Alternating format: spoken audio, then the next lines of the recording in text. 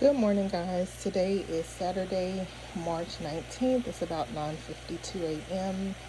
Um, Someone called us and woke us up early. I went back to sleep, so now I'm up cooking some breakfast.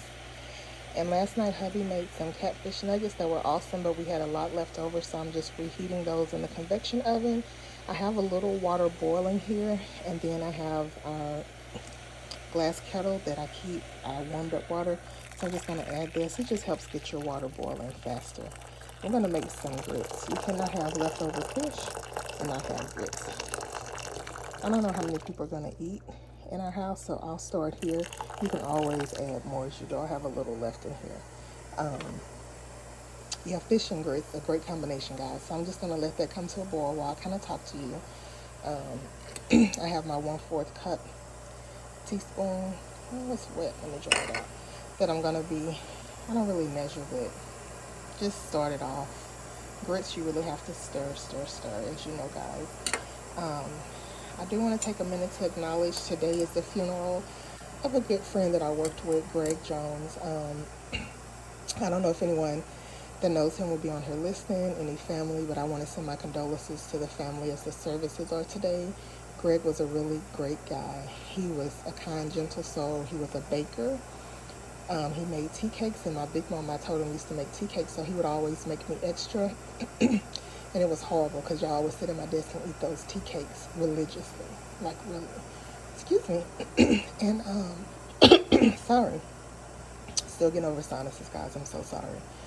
And yeah, just a very kind soul. And I actually was going through pictures, and I told a former coworker that I found a picture where he made my daughter's first birthday cake. And if I can find it, I'll put it in at the end of this video as a tribute to him. Guys, that was 20 years ago. My daughter is 20. And it just brought back so many fond memories. So if you guys have lost a loved one, my prayers and thoughts are with you. Death is never easy, whether they died of natural causes, they suffered through an illness, whatever the case may be. So my thoughts and prayers are with you today. Now that my water is coming to a boil, as you can see, I want to have my whisk ready because, as you know, you have to whisk, stir grits. And I'm going to put in a couple of tablespoons. I did not salt my water because I have some sensitive people to salt, so I'm just going to do that at the end. But we'll see how this goes. And I don't know if I have cheese in my fridge, guys. I need to go grocery shopping because I always do cheese. But anyway, I put quite a bit so you can already see it's thickening up. So I'm, of course, going to have to add water because with grits, it's a slow and steady process. Turn my fire down. That popping grits will burn you, honey. Let me just tell you, if you never cooked them before, be careful. And a funny story, I never really grew up eating grits. My big mama used to cook breakfast for my Papa Jack every single morning. And I would be over there in the summertime. You want some grits, baby? No, ma'am. You want some bacon? No, ma'am. I wasn't a very big eater. I was a thin girl growing up. They used to call me olive oil in high school, but yeah, those days have changed. I'm a thickums now. And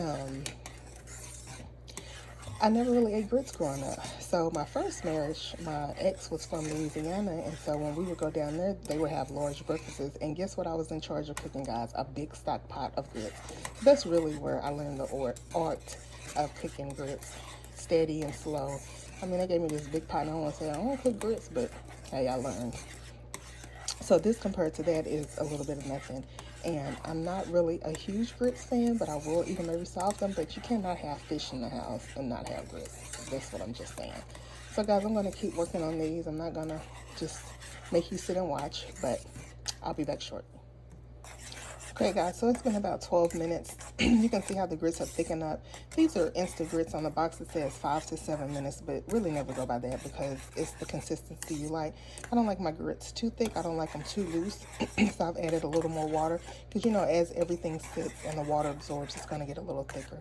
So I'm even going to add just a little bit more because I'm still cooking these. Y'all, I found a slice and a half of cheese, and seriously, in my refrigerator. I got to go to the store. And I've added that. And guys, I love sliced cheese versus shredded cheese in my grits. I don't know. Just makes it creamy. And if you've never tried it before, try it. It just adds a level of creaminess to it. All right, so we have that cheese in there melting. Look at that. And I'm not a grits aficionado by any means, but I know I don't like a gritty bowls of grit. And so you want to cook it long enough to get that grit out. That's mainly what you're doing. You ever go to a restaurant and order grits and they're gritty? Like, how dare you? Or even, oh Lord, greens. That's why you cannot eat everybody's cooking. Everybody does not know how to wash a batch of greens. If there's grit, it's like no bueno, okay? So anyway, you see how creamy that is? These are pretty much done, but I just cook them a little bit longer. I'm going to add a little more water. Like I said, I don't like them to really get thick on me. I don't like them loose, but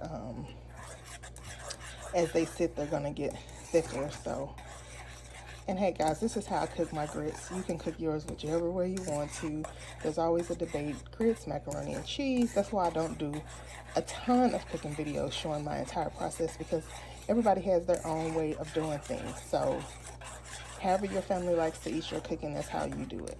And this is how I do mine. No disrespect intended, just we all are different. We were raised differently. Our parents taught us how to cook differently. We all have different backgrounds. I don't think one way is better or worse. So, yeah.